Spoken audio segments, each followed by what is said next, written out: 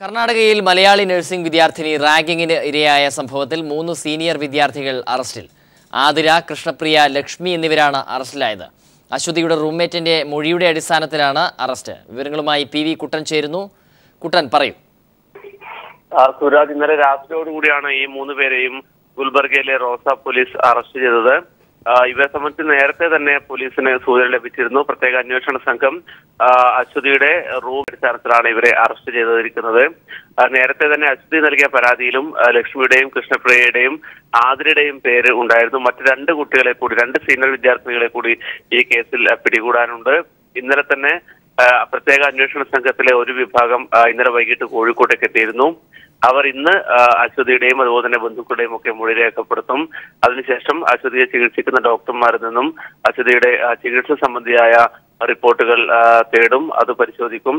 അതിനുശേഷം തൃശ്ശൂരിലും എടപ്പാളിലും നേരത്തെ അശ്വതി ചികിത്സയിലിരുന്ന ആശുപത്രിയിലെത്തി അവിടെ നിന്നുള്ള ഡോക്ടർമാരുടെ മൊഴിയെടുക്കുമെന്നും വിവരമുണ്ട്. ഇന്നലെ ഗുൽബർഗയിൽ പ്രത്യേക അന്വേഷണ സംഘമാണ് ഇവരെ 3 പേരെയും അറസ്റ്റ് ചെയ്തതെന്ന് രാത്രി ഗുൽബർഗ SP ശശികുമാർ പീപ്പിൾ TVയോട് പറഞ്ഞു. പ്രത്യേക അന്വേഷണ സംഘം ഇവരെ റോസ പോലീസ് സ്റ്റേഷനിൽ ചോദ്യം ചെയ്തു വരികയാണ്. വനിതാ പോലീസ് ഉൾപ്പെടെയുള്ള സംഘം ഇവരെ ചോദ്യം ചെയ്തു വരികയാണ്. ഈ 3 പേർ കൂടാതെ മറ്റെത്ര പേരാണ് ഈ സംഭവത്തിൽ ഉൾപ്പെട്ടുള്ളത് എന്നടക്കമുള്ള കാര്യങ്ങളാണ് ഇപ്പോൾ ഇവരിൽ നിന്നും ചോദിച്ചറിയുന്നത്. റാഗിംഗ് വിരുദ്ധ നിയമം, അതുപോലെ തന്നെ വധശ്രമം, ദളിത് പീഡനം ഉൾപ്പെടെയുള്ള കുറ്റങ്ങൾ ചുമത്തിയാണ് ഇവരെ അറസ്റ്റ് ചെയ്തിരിക്കുന്നത്. ഇവരെ ഇന്ന് വൈകിട്ടോടുകൂടി കോടതിയിൽ ഹാജരാക്കുമെന്നാണ് അറിയാൻ സാധിക്കുന്നത്. സുരാജ്, പി വി കുട്ടനാണ് വിവരങ്ങൾ പങ്കുവച്ചത്. കർണാടകയിലെ നഴ്സിംഗ് കോളേജിൽ മലയാളി വിദ്യാർത്ഥിനി റാഗിങ്ങിനിരയായ സംഭവം അന്വേഷിക്കുന്ന കർണാടക പോലീസിന്റെ പ്രത്യേക അന്വേഷണ സംഘം ഇന്ന് പെൺകുട്ടിയിൽ നിന്നും മൊഴിയെടുക്കും. ഗുൽബർഗ ഡിവൈഎസ്പി ജാൻവിയുടെ നേതൃത്വത്തിലുള്ള 12 അംഗ സംഘമാണ് കോഴിക്കോട് മെഡിക്കൽ കോളേജിലെത്തി പെൺകുട്ടിയുടെയും ബന്ധുക്കളുടെയും മൊഴി രേഖപ്പെടുത്തുക. സംഭവത്തിൽ ദേശീയ മനുഷ്യാവകാശ കമ്മീഷൻ സ്വമേധയാ കേസെടുത്തു. അതേസമയം ചികിത്സയിൽ കഴിയുന്ന പെൺകുട്ടിയുടെ ആരോഗ്യനില മാറ്റമില്ലാതെ തുടരുന്നു. ഗുൽബർഗയിലെ റാസ ഡിവൈഎസ്പി ജാൻവിയുടെ നേതൃത്വത്തിലുള്ള 12 അംഗ സംഘമാണ് കോഴിക്കോട് മെഡിക്കൽ കോളേജിലെത്തി ക്രൂരമായി റാഗിങ്ങിനിരയായ പെൺകുട്ടിയുടെയും ബന്ധുക്കളുടെയും മൊഴി രേഖപ്പെടുത്തുക. കേസിന്റെ FIR അടക്കമുള്ള മറ്റു വിശദാംശങ്ങൾ മെഡിക്കൽ കോളേജ് പോലീസ് നേരത്തെ തന്നെ കർണാടക അന്വേഷണ സംഘത്തിന് കൈമാറിയിട്ടുണ്ട്. പെൺകുട്ടിയെ നേരത്തെ ചികിത്സിച്ച ആശുപത്രികളിലും സംഘം സന്ദർശനം നടത്തും. 9 പേരടങ്ങുന്ന ആദ്യ സംഘം റോഡ് മാർഗമാണ് കോഴിക്കോടെത്തിയത്. സംഭവത്തിൽ ദേശീയ മനുഷ്യാവകാശ കമ്മീഷൻ സ്വമേധയാ കേസെടുത്തു. സംഭവത്തിന്റെ വിശദാംശങ്ങൾ ആരാഞ്ഞ് കോഴിക്കോട് ജില്ലാ collector, Karnataka chief secretary, DGP എന്നിവർക്ക് കമ്മീഷൻ നോട്ടീസ് അയച്ചിട്ടുണ്ട്. അതേസമയം ചികിത്സയിൽ കഴിയുന്ന പെൺകുട്ടിയുടെ ആരോഗ്യനിലയിൽ മാറ്റമില്ലാതെ തുടരുന്നു. ഭക്ഷണം ഇറങ്ങുന്നതിന് വഴിയുണ്ടാക്കാൻ എൻഡോസ്കോപ്പി ചെയ്തെങ്കിലും അന്നനാളം ചുരുങ്ങിപ്പോയതിനാൽ എൻഡോസ്കോപ്പി വിജയിച്ചില്ലെന്ന് ഡോക്ടർമാർ അറിയിച്ചു. നിലവിൽ ട്യൂബിലൂടെ ദ്രവരൂപത്തിലുള്ള ആഹാരം നൽകിയാണ് പെൺകുട്ടിയുടെ ജീവൻ നിലനിർത്തുന്നത്. News bureau, Kozhikode. ജിഷ വധക്കേസിൽ തെളിവെടുപ്പ് ഇന്ന് നടന്നേക്കും. പ്രതി അമീറുൽ ഇസ്ലാമുമായി പോലീസ് ആദ്യം കാഞ്ചീപുരത്ത് ചെന്ന് തെളിവെടുക്കുമെന്നാണ് സൂചന. ഇതിനുശേഷം പെരുമ്പാവൂരിലെത്തി തെളിവെടുപ്പ് നടത്തും. ഇന്നലെ കൊച്ചിയിലെത്തിയ DGP ലോക്നാഥ് ബെഹ്റ ആലുവയിൽ അന്വേഷണ സംഘവുമായി ചർച്ച നടത്തിയിരുന്നു. ജിഷ വധക്കേസിൽ പ്രതി അമീറുൽ ഇസ്ലാമിനെ കാഞ്ചീപുരത്ത് നിന്നാണ് പോലീസ് നേരത്തെ പിടികൂടിയത്. അതിനാൽ ആദ്യം കാഞ്ചീപുരത്ത് ചെന്ന് തെളിവെടുക്കുമെന്നാണ് സൂചന. അമീറുൽ അവിടെ ജോലി ചെയ്തിരുന്ന കമ്പനിയിലെ ജീവനക്കാരിൽ നിന്നും അന്വേഷണ സംഘം മൊഴിയെടുക്കും. തുടർന്ന് അമീറുലിനെ പെരുമ്പാവൂർ കുറുപ്പംപടിയിലെ ജിഷയുടെ വീട്ടിലെത്തിച്ച് തെളിവെടുപ്പ് നടത്തും. അതേസമയം അസാമിൽ ചെന്ന് തെളിവെടുപ്പ് നടത്തേണ്ടതില്ലെന്നാണ് അന്വേഷണ സംഘത്തിന്റെ തീരുമാനം. കൊലയ്ക്ക് ഉപയോഗിച്ച ആയുധവും ആ സമയത്ത് പ്രതി ധരിച്ചിരുന്ന വസ്ത്രങ്ങളും എവിടെയാണെന്ന് സംബന്ധിച്ച് പോലീസിന് വിവരം ലഭിച്ചിട്ടുണ്ടെന്നാണ് അറിയുന്നത്. തെളിവെടുപ്പ് വേളയിൽ ഇതും പോലീസ് കണ്ടെടുത്തേക്കും. അന്വേഷണം നിർണായക ഘട്ടത്തിലാണെന്നും കൊലപാതകത്തിൽ 1-ൽ കൂടുതൽ പേർക്ക് പങ്കുണ്ടോ എന്ന് ഇപ്പോൾ പറയാനാകില്ലെന്നും ഇന്നലെ കൊച്ചിയിലെത്തിയ DGP ലോക്നാഥ് ബെഹ്റ മാധ്യമങ്ങളോട് പറഞ്ഞിരുന്നു. ആലുവ പോലീസ് ക്ലബിലെത്തിയ DGP പ്രതി അമീറുൽ ഇസ്ലാമിനെ ചോദ്യം ചെയ്തു. തുടർന്ന് അന്വേഷണ സംഘവുമായി മേൽനടപടികൾ ചർച്ച ചെയ്തു. പ്രതിയുടെ DNA പരിശോധനയ്ക്ക് പെരുമ്പാവൂർ കോടതി ഇന്നലെ അനുമതി നൽകിയിരുന്നു. DNA ഫലവും പ്രതിയെ സാക്ഷികൾ തിരിച്ചറിഞ്ഞതടക്കമുള്ള നിർണായക തെളിവുകൾ ഉൾപ്പെടുത്തി ജൂലൈ അവസാന വാരം കുറ്റപത്രം സമർപ്പിക്കാനാണ് അന്വേഷണ സംഘത്തിന്റെ തീരുമാനം. News bureau, Kochi. KSRTC pension മുടങ്ങാതെ വിതരണം ചെയ്യുമെന്ന് മുഖ്യമന്ത്രി പിണറായി വിജയൻ. KSRTC നഷ്ടത്തിലാണെങ്കിലും പെൻഷൻ ആനുകൂല്യങ്ങൾ നിഷേധിക്കാനാവില്ലെന്നും അദ്ദേഹം പറഞ്ഞു. KSRTC പെൻഷൻ ഓർഗനൈസേഷൻ ഓഫീസ് ഉദ്ഘാടനം ചെയ്യുകയായിരുന്നു മുഖ്യമന്ത്രി. തിരുവനന്തപുരത്ത് KSRTC പെൻഷൻ ഓർഗനൈസേഷൻ കേന്ദ്ര ഓഫീസ് ഉദ്ഘാടനം ചെയ്താണ് മുഖ്യമന്ത്രി പിണറായി വിജയൻ KSRTC പെൻഷൻ മുടങ്ങാതെ വിതരണം ചെയ്യുമെന്ന് ഉറപ്പു നൽകിയത്. പെൻഷൻ കിട്ടാത്തതിനെ തുടർന്ന് ആത്മഹത്യകളുണ്ടായ കഴിഞ്ഞ സർക്കാരിന്റെ കാലത്തെ അവസ്ഥയ്ക്ക് ഇനി മാറ്റമുണ്ടാകുമെന്നും മുഖ്യമന്ത്രി പറഞ്ഞു. തീർച്ചയായും മാറ്റങ്ങളുണ്ടാവും, അത് അനുകൂല മാറ്റങ്ങളുമാവും. പെൻഷൻ എങ്ങനെ മുടങ്ങാതെ കൃത്യമായി കൊടുക്കാമെന്നത് സർക്കാരിൻ്റെ ഏറ്റവും മുഖ്യമായ പരിഗണനയിലുള്ള കാര്യമാണ്.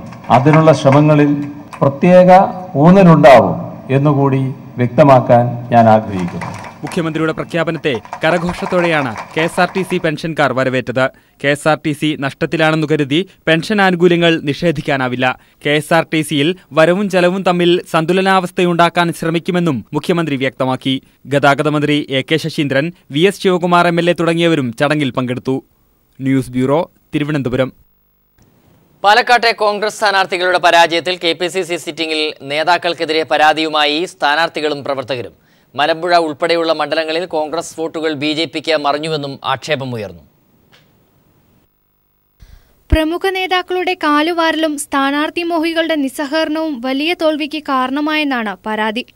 ഷാനിമോൾ ഉസ്മാൻ, C സംഗീത എന്നിവർ പരാതി എഴുതി നൽകിയപ്പോൾ K അച്യുതൻ, പന്തളം സുധാകരൻ എന്നിവർ ഉപസമിതി മുമ്പാകെ വന്നില്ല. മലമ്പുഴയിൽ 3ാം സ്ഥാനത്തേക്ക് പോയത് ഗൗരവമായി കാണണമെന്ന് വാദിച്ചവർ കോൺഗ്രസ് വോട്ടുകൾ BJPക്ക് പോയെന്നും വ്യക്തമാക്കി. പട്ടാമ്പിയിൽ DCC general secretary TP Shaji തോൽപ്പിക്കാൻ ശ്രമിച്ചെന്ന് CP മുഹമ്മദ് പരാതിപ്പെട്ടു.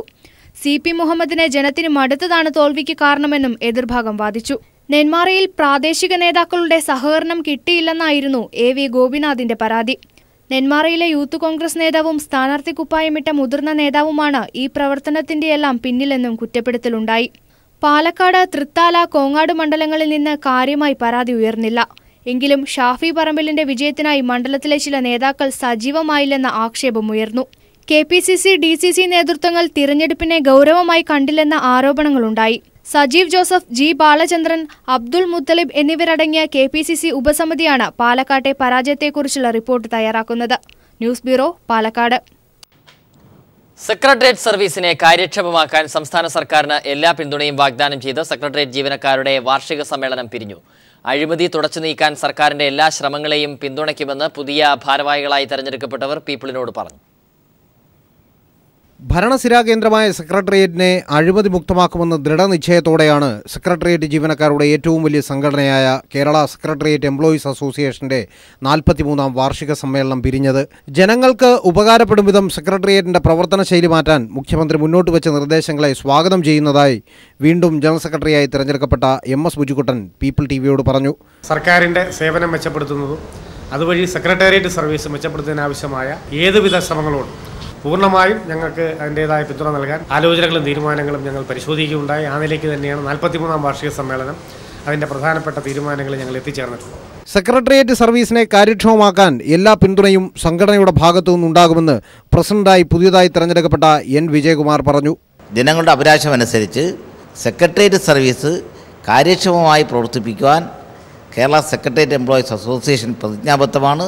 2 ദിവസങ്ങളിലായി നടന്ന സമ്മേളനം 3 വൈസ് പ്രസിഡന്റുമാരെയും 4 സെക്രട്ടറിമാരെയും അടക്കം 35 അംഗ നിർവാഹക സമിതിയെ തെരഞ്ഞെടുത്തു. G ഹരികുമാറാണ് സംഘടനയുടെ പുതിയ ട്രഷറർ. സെക്രട്ടേറിയറ്റ് ജീവനക്കാരുടെ സംഘശക്തി വിളിച്ചോതുന്നതായിരുന്നു 2 ദിവസങ്ങളിലായി നടന്ന വാർഷിക സമ്മേളനം. S ജീവൻകുമാർ, തിരുവനന്തപുരം. ഓൺലൈൻ വഴി ഇത്തവണ മറയൂരിലെ സർക്കാർ ചന്ദന ഡിപ്പോയിൽ ലേലത്തിൽ പോയത് 34,71,00,000 ചന്ദനം. കർണാടക സോപ്പ് കമ്പനി ഏറ്റവും അധികം ചന്ദനം വാങ്ങിയപ്പോൾ മലപ്പുറം ആലത്തൂർ പെരുന്തൃക്കോവിൽ ദേവസ്വമാണ് ഏറ്റവും ഉയർന്ന വിലയ്ക്ക് ഇത്തവണ ചന്ദനം ലേലം കൊണ്ടത്. ഓൺലൈൻ വഴി ചന്ദന ലേലത്തിൽ കമ്പനികൾക്ക് പങ്കെടുക്കാൻ അവസരമൊരുക്കിയാണ് ഇത്തവണ സർക്കാർ മറയൂരിൽ ചന്ദന ലേലം നടത്തിയത്. ആകെ 63.12 ടൺ ചന്ദനം ഈ ലേലത്തിൽ വെച്ചതിൽ 47.78 ടൺ ചന്ദനവും ലേലത്തിൽ പോയി. 2 ദിവസമായി നടന്ന ലേലത്തിൽ 34,71,00,000 ചന്ദനമാണ് ലേലത്തിൽ പോയത്. നടന്ന ചന്ദന ലേലത്തിൽ 63.12 ടൺ ചന്ദനം ലേലത്തിന് വിവിധ ക്ലാസുകളിലുള്ള ചന്ദനം ലേലത്തിന് വെച്ചിട്ടുണ്ടായിരുന്നു. റവന്യൂ 34.71 കോടിയാണ്. ആകെ 47.8 ടൺ ചന്ദനം 2 ദിവസം എടുത്തിട്ട് വിറ്റഴിക്കാനും കഴിഞ്ഞിട്ടുണ്ട്. ഇത് 4ാം തവണയാണ് ഈ ലേലമായി ചന്ദന വിൽപ്പന നടത്തിയത്. ഇത്തവണയും മറയൂർ ചന്ദനത്തിന്റെ പ്രധാന ഉപഭോക്താവായത് കർണാടകയിൽ നിന്നുള്ള സോപ്പ് കമ്പനിയാണ്. 33.35 ടൺ ചന്ദനമാണ് ഇക്കൂട്ടർ ഇത്തവണ വാങ്ങിക്കൂട്ടിയത്. ക്ലാസിക്സ് ബാഗ്രിദാദ് ചന്ദനം കിലോയ്ക്ക് 16,800 രൂപ നിരക്കിലാണ് ലേലത്തിൽ പോയത്. 10 ദേവസ്വം ബോർഡുകളും 3 ആയുർവേദ മരുന്ന് നിർമ്മാണ കമ്പനികളും 4 പ്രൈവറ്റ് ലിമിറ്റഡ് കമ്പനികളെ കൂടാതെ 17 സ്വകാര്യ കമ്പനികളും ഇത്തവണ ലേലത്തിൽ പങ്കെടുത്തു. ഏറ്റവും കൂടുതൽ വിറ്റഴിക്കപ്പെട്ടത് ക്ലാസ് 12 ഇനത്തിൽപ്പെട്ട പലതര വിഭാഗത്തിൽപ്പെട്ട ചന്ദനമാണ്. ഏറ്റവും കൂടുതൽ വില നൽകി ചന്ദനം വാങ്ങിയത് മലപ്പുറം ആലത്തൂർ പെരുന്തൃക്കോവിൽ ദേവസ്വവുമായിരുന്നു. News bureau, Idukki. SBTയിൽ സംഘടനാ പ്രവർത്തനത്തിന് നിയന്ത്രണം ഏർപ്പെടുത്തി സർക്കുലർ. ബാങ്കിനുള്ളിലും പരിസരത്തും പ്രകടനങ്ങൾ, യോഗങ്ങൾ തുടങ്ങി ഒരു തരത്തിലുള്ള സംഘടനാ പ്രവർത്തനവും പാടില്ലെന്ന് സർക്കുലറിൽ നിർദ്ദേശിക്കുന്നു. SBI SBT ലയനത്തിനെതിരെ പ്രതിഷേധം ശക്തമാകവെയാണ് മാനേജ്മെന്റ് ജീവനക്കാരുടെ യൂണിയനുകൾക്ക് സർക്കുലർ നൽകിയത്. SBI SBT ലയന നീക്കത്തിനെതിരെ ജീവനക്കാരുടെ പ്രതിഷേധം വ്യാപകമാവുന്ന സാഹചര്യത്തിലാണ് SBT സംഘടനാ പ്രവർത്തനം നിയന്ത്രിക്കാൻ സർക്കുലർ ഇറക്കിയത്. SBT HR ജനറൽ മാനേജർ കഴിഞ്ഞ ബുധനാഴ്ച യൂണിയനുകൾക്ക് നൽകിയ സർക്കുലറിൽ ബാങ്കിനകത്തും പരിസരത്തും സംഘടനാ പ്രവർത്തനത്തിന് നിയന്ത്രണം ഏർപ്പെടുത്തുന്നു. ബാങ്ക് പരിധിയിൽ യോഗങ്ങൾ, പ്രകടനം എന്നിവ നടത്തുന്നതിന് വിലക്കേർപ്പെടുത്തിയതിനൊപ്പം ബാങ്ക് പരിസരത്ത് നോട്ടീസ്, ബാനർ, ബോർഡ് തുടങ്ങിയവ സ്ഥാപിക്കുന്നതിനും നിയന്ത്രണമുണ്ട്. സംഘടനാ പ്രവർത്തനവുമായി ബന്ധപ്പെട്ട യോഗങ്ങളിൽ പങ്കെടുക്കണമെങ്കിൽ ജീവനക്കാർ രേഖാമൂലം മുൻകൂർ അനുമതി വാങ്ങണം. ഈ നിർദ്ദേശങ്ങൾ ലംഘിച്ചാൽ അച്ചടക്ക നടപടി ഉണ്ടാകുമെന്നും സർക്കുലറിൽ മുന്നറിയിപ്പ് നൽകുന്നു. അതേസമയം സർക്കുലർ ജനാധിപത്യ വിരുദ്ധമാണെന്നും ഇത് അംഗീകരിക്കാനാവില്ലെന്നും യൂണിയനുകൾ SBT മാനേജ്മെന്റിന് മറുപടി നൽകിയിട്ടുണ്ട്. SBTയുടെ 70 വർഷത്തെ ചരിത്രത്തിൽ ആദ്യമായാണ് ഇത്തരമൊരു സർക്കുലറെന്നും ഇത് SBTയെ സംരക്ഷിക്കാനുള്ള ശ്രമങ്ങൾ തടയാനാണെന്നും യൂണിയനുകൾ ആരോപിക്കുന്നു. News bureau, Thiruvananthapuram. ഇടുക്കി പന്നിയാറുകുട്ടി വള്ളക്കടവ് പാലം പുനർനിർമ്മിക്കണമെന്ന നാട്ടുകാരുടെ ആവശ്യം ശക്തമാകുന്നു. പാലം പുനർനിർമ്മിക്കണമെന്നാവശ്യപ്പെട്ട് മുഖ്യമന്ത്രിക്കടക്കം പരാതി നൽകാനാണ് നാട്ടുകാരുടെ തീരുമാനം.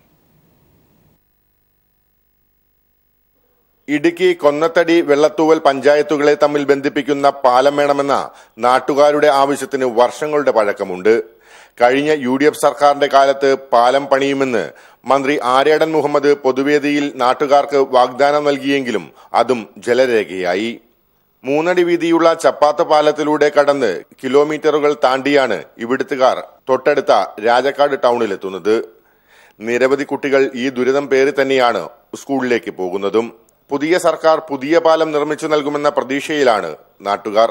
കൊന്നത്തടി, വെള്ളത്തൂവൽ പഞ്ചായത്തുകളെ തമ്മിൽ ബന്ധിപ്പിച്ചുകൊണ്ട് ഗതാഗത യോഗ്യമായ ഒരു പാലം എന്നുള്ളത് 60 വർഷത്തിലേറെയായി ഈ മേഖലയിലെ ആളുകളുടെ വലിയ സ്വപ്നമാണ്. ദീർഘകാലമായുള്ള ഒരു നാടിന്റെ സ്വപ്നം സാക്ഷാത്കരിക്കാൻ ആ പാലം നിർമ്മാണം അടിയന്തരമായി ആരംഭിക്കുവാനും അതിന് ഫണ്ട് അനുവദിച്ചു തരുവാനും തയ്യാറാകണമെന്നുള്ളതാണ് ഈ നാട്ടിലെ ആളുകളുടെ ആവശ്യം. 2 പഞ്ചായത്തുകളിലും വ്യത്യസ്ത നിയോജക മണ്ഡലത്തിലായതാണ് പുതിയ പാലം പണിക്ക് തടസ്സമെന്നതാണ് അധികൃതരുടെ വാദം. എന്നാൽ തങ്ങളുടെ ചിരകാല സ്വപ്നത്തിന് സർക്കാർ ഇത്തവണ ബഡ്ജറ്റിൽ തുക വകയിരുത്തുമെന്ന വിശ്വാസത്തിലാണ് നാട്ടുകാർ. News bureau, Idukki. 3 ലക്ഷം ഹെക്ടറിൽ നെൽകൃഷി ഇറക്കുമെന്ന സർക്കാരിന്റെ നയപ്രഖ്യാപനത്തിൽ പ്രതീക്ഷയർപ്പിച്ച് ഒരു മലയോര കാർഷിക ഗ്രാമം. ഹൈറേഞ്ചിന്റെ നെല്ലറ എന്നറിയപ്പെടുന്ന ഇടുക്കിയിലെ മുട്ടുകാട് പാടശേഖരത്തിലെ കർഷകരാണ് വരണ്ടുണങ്ങിയ പാടത്ത് വീണ്ടും സർക്കാർ സഹായത്താൽ കൃഷി ഇറക്കാമെന്ന പ്രത്യാശയിൽ കഴിയുന്നത്. വർഷത്തിൽ 2 തവണ കൃഷി ഇറക്കിയിടുന്ന ഹൈറേഞ്ചിന്റെ നെല്ലറയായ മുട്ടുകാട് പാടശേഖരത്തിൽ നിന്നും നെൽകൃഷി പടിയിറങ്ങലിന്റെ വക്കിലാണ്. കടുത്ത വേനലിൽ പാടം വരണ്ടുണങ്ങുകയും ജലസേചനത്തിന് മറ്റു മാർഗമില്ലാതായതോടെയും കൃഷി ഇറക്കാതിരുന്ന കർഷകർക്ക് ഇത്തവണ കാലവർഷം എത്തിയിട്ടും കൃഷിക്കാവശ്യമായ ജലലഭ്യത ഇതുവരെ ലഭിച്ചിട്ടില്ല. പാടത്തിന് സമീപത്തെ കുന്നിൽ കുളം കുഴിച്ച് ജലമെത്തിക്കാൻ മുൻപ് പദ്ധതി തയ്യാറാക്കിയിരുന്നുവെങ്കിലും ഇതും നടപ്പിലായില്ലെന്ന് കർഷകർ പറയുന്നു. ഇപ്പോൾ കുറേ വർഷങ്ങളായിട്ട് അത് ഒരു കൃഷി പോലും ചെയ്യാൻ വെള്ളം കിട്ടാത്തൊരു സാഹചര്യമാണ്. മഴ വളരെ കുറവാണ്. അതുപോലെ തന്നെ നമുക്ക് മറ്റുള്ള പ്രദേശങ്ങളിൽ നിന്ന് ഇങ്ങോട്ട് വെള്ളം വരാനുള്ള സാഹചര്യം മുട്ടുകാട്ടിലേക്കില്ല. അതുകൊണ്ട് നമുക്ക് കൃഷി ചെയ്യാൻ പറ്റാത്തൊരു സാഹചര്യമാണ്. നെൽകൃഷി വളരെ പുറകോട്ട് പോയി മുട്ടുകാട്. 3 ലക്ഷം ഹെക്ടറിൽ കൃഷിക്കാവശ്യമായ സാഹചര്യമൊരുക്കുമെന്ന പുതിയ സർക്കാരിന്റെ നയപ്രഖ്യാപനത്തിലാണ് ഇപ്പോൾ ഈ നാട്ടിലെ കർഷകരുടെ പ്രതീക്ഷ. News bureau, Idukki. സ്വാതന്ത്ര്യ പ്രക്ഷോഭങ്ങളിൽ പങ്കാളികളായി ജീവൻ ബലിയർപ്പിച്ചവർക്കായി ദില്ലി സംസ്ഥാന സർക്കാർ നിർമ്മിക്കുന്ന സ്മാരകത്തിലേക്ക് കയ്യൂരിന്റെ ചുവന്ന മണ്ണും സ്വാതന്ത്ര്യ പ്രക്ഷോഭം നടന്ന രാജ്യത്തെ ചരിത്ര പ്രാധാന്യമുള്ള സ്ഥലങ്ങളിൽ നിന്നും മണ്ണ് ശേഖരിക്കുന്നതിന്റെ ഭാഗമായാണ് കമ്മ്യൂണിസ്റ്റ് രക്തസാക്ഷികളുടെ വീരസ്മരണകൾ തുടിക്കുന്ന കയ്യൂരിന്റെ മണ്ണും രാഷ്ട്ര തലസ്ഥാനത്ത് എത്തുന്നത്. കയ്യൂരിൽ നടന്ന ചടങ്ങിൽ എം രാജഗോപാലൻ MLA മണ്ണ് കൈമാറി.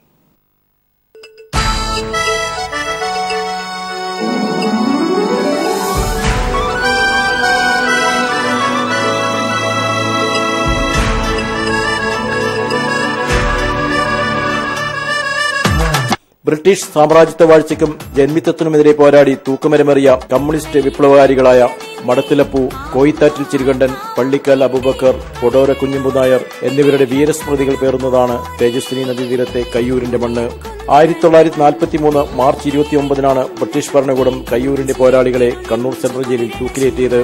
കയ്യൂർ സഖാക്കളുടെ രക്തസാക്ഷിത്വത്തിന് ലഭിക്കുന്ന അംഗീകാരം കൂടിയാണ് ദില്ലി സർക്കാർ നിർമ്മിക്കുന്ന രക്തസാക്ഷി സ്മാരകത്തിൽ കയ്യൂരിന്റെ മണ്ണിന് ലഭിക്കുന്ന പരിഗണന. രാജ്യത്തെ വിവിധ പ്രദേശങ്ങളിലെ പോരാട്ട ഭൂമികളിൽ നിന്നും ഇതുപോലെ മണ്ണ് ശേഖരിച്ച് ഡൽഹിയിൽ എത്തിക്കുന്നുണ്ട്. കയ്യൂർ തേജസ്വിനിക്കരയിലെ രക്തസാക്ഷി സ്മൃതി മണ്ഡപത്തിൽ നടന്ന ചടങ്ങിൽ കയ്യൂരിന്റെ പിന്മുറക്കാരനും തൃക്കരിപ്പൂർ MLAയുമായ എം രാജഗോപാലൻ മണ്ണ് കാഞ്ഞങ്ങാട് സബ് കലക്ടർ മ്യൂൺമൈ ജോഷി ശശാങ്കിന് കൈമാറി.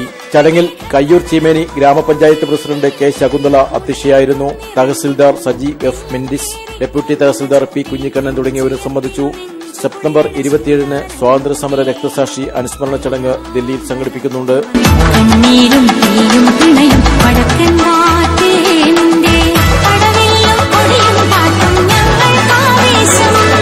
News bureau, Kasaragod.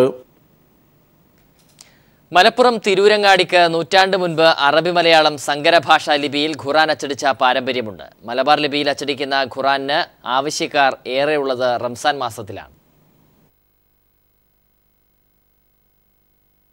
അറബി മലയാളം പൗരാണിക കാലം തൊട്ട് കേരളത്തിൽ പ്രചാരത്തിലുണ്ടായിരുന്നു. പൊന്നാനിയായിരുന്നു കേന്ദ്രം. ഈ ലിപിയിൽ അച്ചടി തുടങ്ങിയത് തിരൂരങ്ങാടിയിൽ നിന്നാണ്. അറബി ഭാഷ വഴങ്ങാത്തവർ ഖുർആൻ പാരായണം നടത്തിയതും ഓതിപ്പഠിച്ചതും ഈ തിരൂരങ്ങാടി ഖുർആനായിരുന്നു. നമ്മളെ കേരളത്തിൽ പല ഭാഷകളും അതുപോലെ മറ്റു സംസ്കാരങ്ങളും രൂപപ്പെട്ടുണ്ടായിട്ടുണ്ടെങ്കിലും മറ്റുള്ള ഭാഷകൾക്കൊന്നും ലിപിയുള്ള ഞാൻ മനസ്സിലാക്കിയിട്ട് ലിപിയുള്ള ഏക സങ്കര ഭാഷയാണ് അറബി മലയാളം ഭാഷ.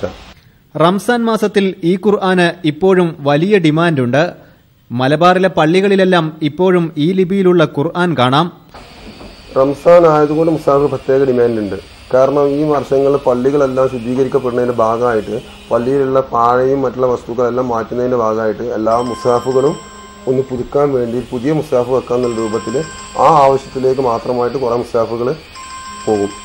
വിദേശ ലിപികളുടെ കടന്നുവരവ് മലബാറി ലിപിക്ക് വെല്ലുവിളി ഉയർത്തുന്നുണ്ടെങ്കിലും സാങ്കേതിക വിദ്യയുടെ മാറ്റം ഉപയോഗപ്പെടുത്തി പിടിച്ചു നിൽക്കുന്നുണ്ട് ഈ Kerala Quran. News bureau, Malappuram.